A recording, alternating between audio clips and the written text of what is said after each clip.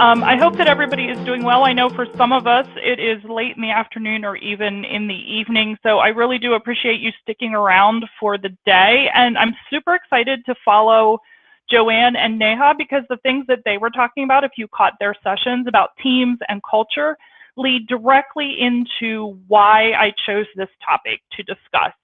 So while I'm doing my introduction, I'm going to put a Menti poll up on my screen. If you've never used it before, all you have to do is go to menti.com on your phone, your laptop, whatever device you have, and you're going to type in the code on the page as soon as I get it pulled up here.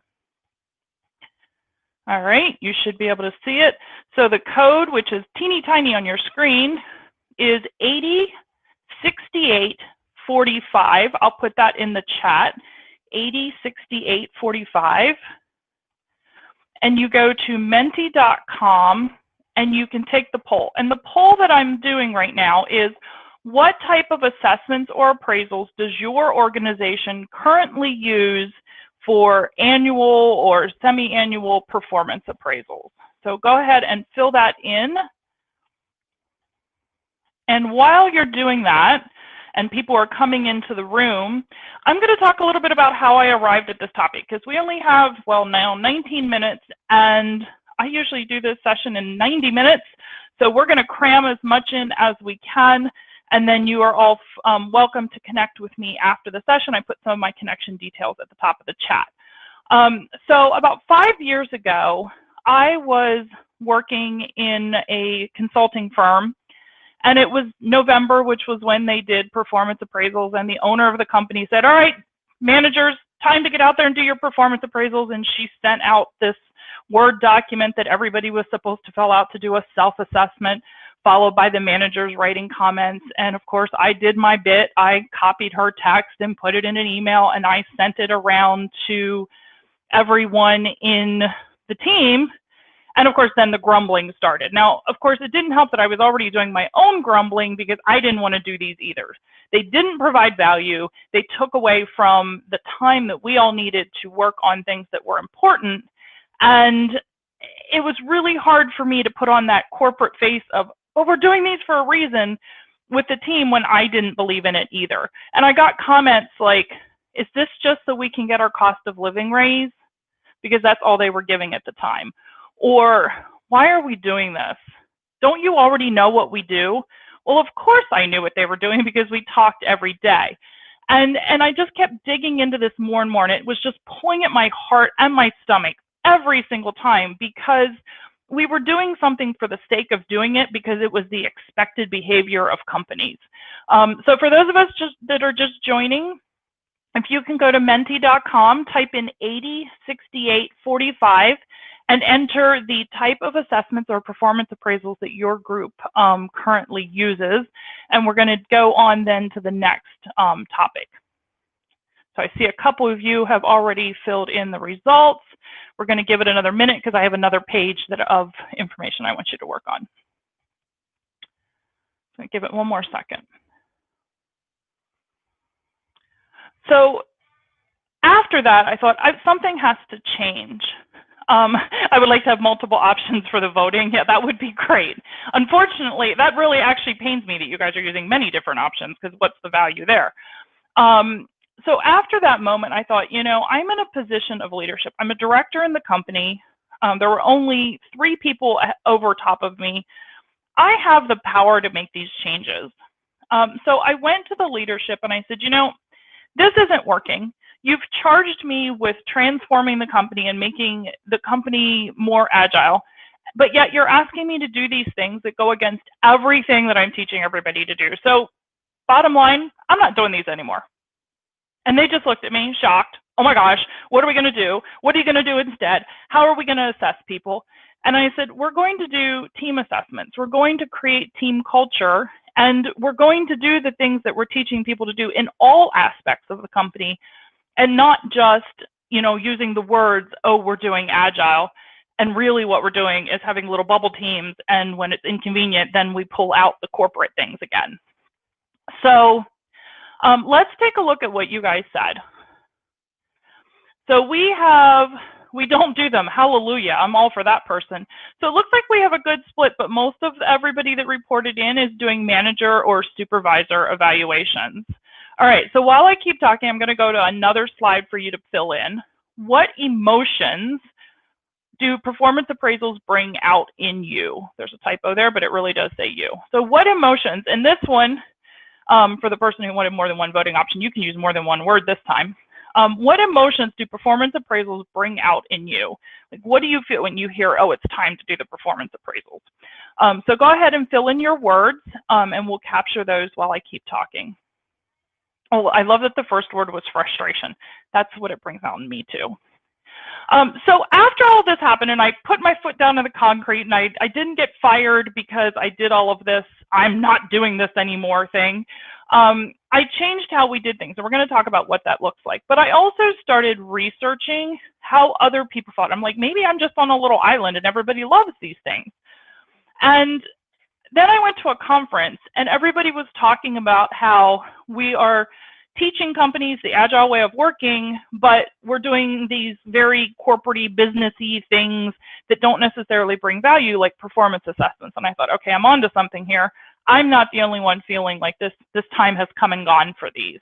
So I love the words that you guys are filling in right now. We have some great words: dread, reluctant, development, frustration, annoyed. We have various flavors of annoyed. Blech, career. Oh, that's an interesting one. Fatigue, development, achievement. Okay, so we have mixed emotions there about that word. And you can keep filling in words while I'm talking if you want. I'm not going to close it. So as I was preparing for this talk, I thought, again, maybe there's only a small group of us, and this isn't really the issue that I've made it out to be, and I've now spent 5 years researching and changing and talking to groups. And I came across this article written by Megan Martin for the Cron, and I'm going to read part of it to you. The benefits of performance appraisals are that they benefit the company as well as individual employees. They increase rapport between management and employees, increase job satisfaction, and improve employees' sense of loyalty toward the company. Performance appraisals assist the employee in seeing how their role in the organization contributes to the company's overall success, thus increasing employee morale. All of these lead to higher productivity among employees, which improves organizational productivity. I would like to see any company where that is actually what performance appraisals do. So in the chat, if you care to share, do you agree or disagree with this? Do you agree that performance appraisals bring everybody together and create this camaraderie and this culture of, you know, hallelujah, or do you disagree? Because I have my own personal opinion. So do you agree with that statement that everything is amazingly wonderful, or do you disagree? Yeah, we're getting a lot of disagrees. I'm right there with you. I probably put it in all capital letters when I was talking to my team about this. So should activities in the company increase job satisfaction, improve organizational productivity, contribute to the organization's success, open lines of communication, and create a sense of loyalty? Absolutely. Everything that we do in a company should create those values. But performance appraisals, as one person just posted in the chat, it's a burden. Performance appraisals in their native form that we know them as now do not do any of those things. And I have been looking at various organizations, whether small or large.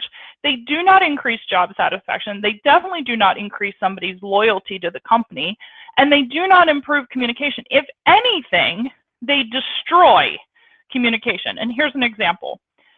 I was talking to someone who said they had a Scrum team. It was a software development group, and they did Scrum.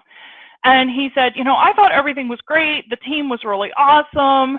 And then we had our annual performance appraisals, and there was this one person on the team who I thought was struggling a little bit.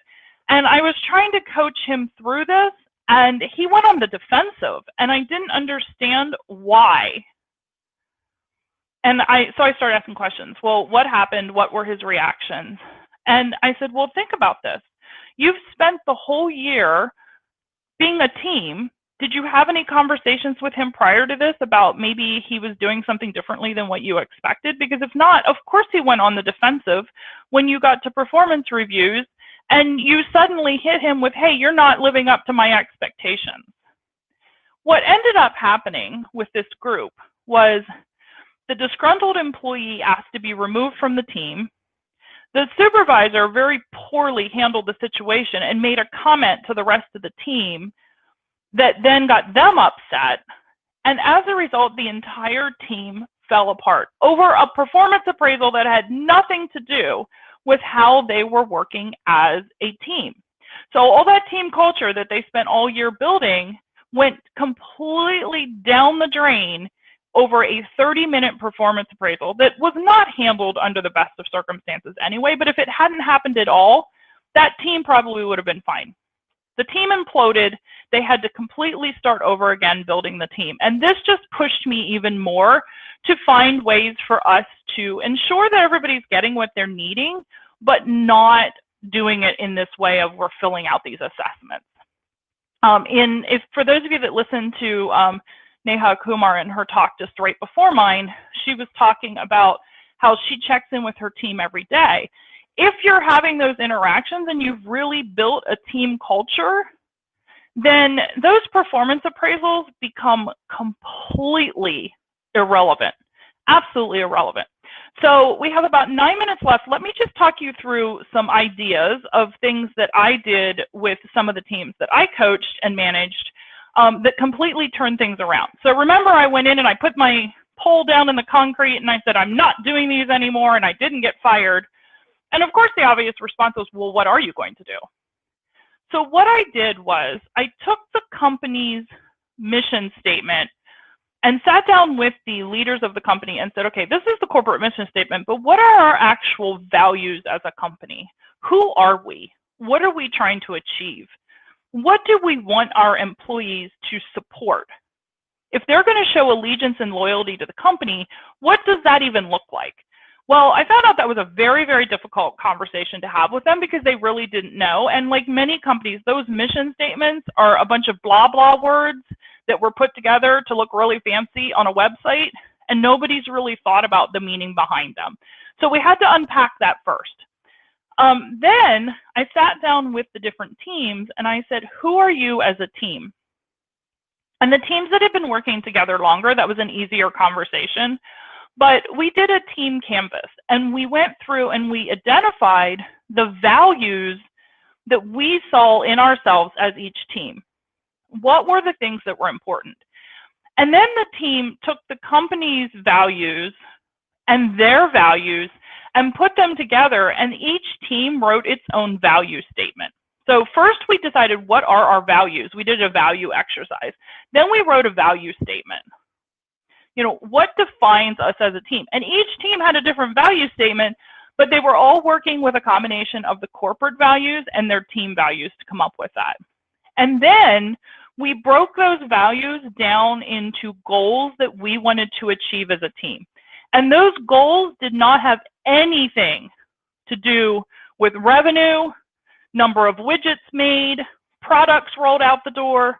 They were all about the growth of the team. How did the team want to grow together? Because if a team can grow as a team, they're going to be higher performing and they're going to make more widgets or provide better service by default.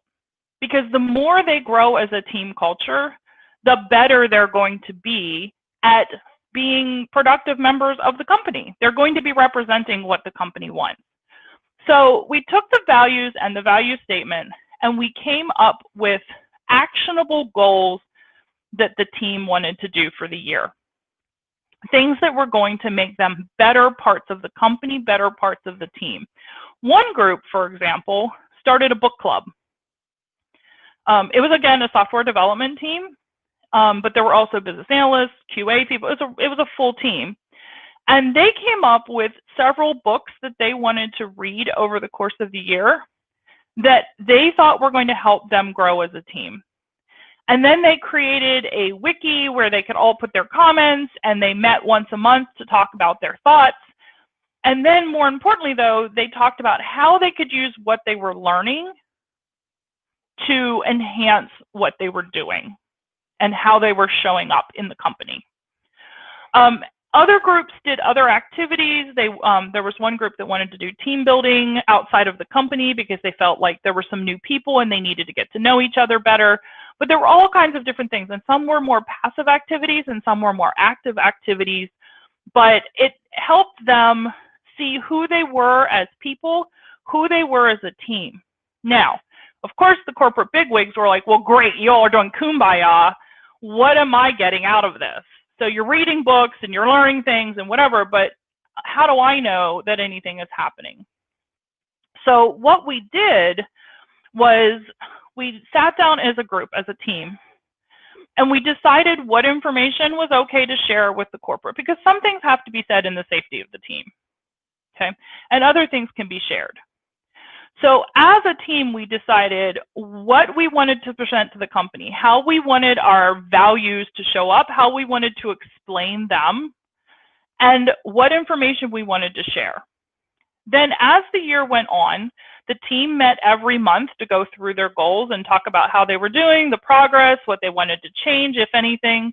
At the 6-month mark, we had a retrospective, just like we would if we were doing any other type of Agile, to see how we were doing. How are we doing with our goals? What was going well? What wasn't going well? Were the goals still realistic? Did they still tie into what the company was trying to do as a whole? And then at the end of the year, we had the annual retrospective. Did we reach our goals? What did we do well? What could we have done better? And all of that tied together to help shape the goals for the following year. Because if there was something that we realized as a team during the year we needed to work on, that immediately fed into what was coming up for the following year. Then as the leader in the team, I put all of this together, again, sanitizing it with the permission of the team on what could be shared. And I sat down with the corporate leaders and said, here's where the team is. Here is the value that they brought to the company through their activities. Here's how they've grown. And this is what we've accomplished. Again, it didn't have anything to do about revenue. It didn't have anything to do about dollars or products or widgets, because those things already had metrics. Those things could already be measured. We could already see, were we delivering on time? This was completely about the team as a whole and not about the widgets and the revenue.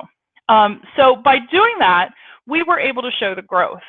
And after 2 years, the corporate leaders that weren't so happy that I said I was throwing everything in the garbage realized that they had people that were more dedicated than ever to being part of this company, because they felt like they were part of something. They felt like they were part of a team that they could grab onto, that was theirs, that they owned. They controlled the destiny of it because they were creating the goals and the outcomes. And they felt like they were contributing to the company because they fit in. They had a part to play in where the company was going. And so I have been working with teams to do this now for several years. It's something that I do when I do my 12-week learning journeys. We talk about as part of the team culture, not performance appraisals specifically, but how to build that team culture with the values and the goals. And it's something that I encourage everyone to try with their company. And if you meet resistance with the corporate leaders at first because they don't want to get rid of the 360s or whatever else they're doing, try doing this on your own without it being an official thing and see how the team grows. And then you can say, hey, we've been doing this. Can we somehow like try to start, you can negotiate how you bring that in. We are almost right at time. Like I told you, this is normally 90 minutes and I have just shoved it all down your throats in 20 minutes. Does anybody think that this team value system brings value? There I am using all my same words in the sentence. Do you see how this can replace doing those assessments where you're pitting one person against another and working as a team culture? Does this seem like something that makes some sense? It's definitely something that's hard to grab hold of if it's not what you're used to, but I would encourage you to keep trying it. Start, like I said, start in the bubble if you have to, and then you can convince people because you have evidence that it works. I am out of time. Like I said, at the top of this chat, I posted how you can connect with us. I put our socials. LinkedIn, we just started a new group called Change for All, where people can collaborate on how to change their organization. So please find us there. And I thank everybody for attending. I know for some of it, it's very late in the day, but I hope that you got something out of this, and good luck and enjoy the rest of the conference. Bye, everybody.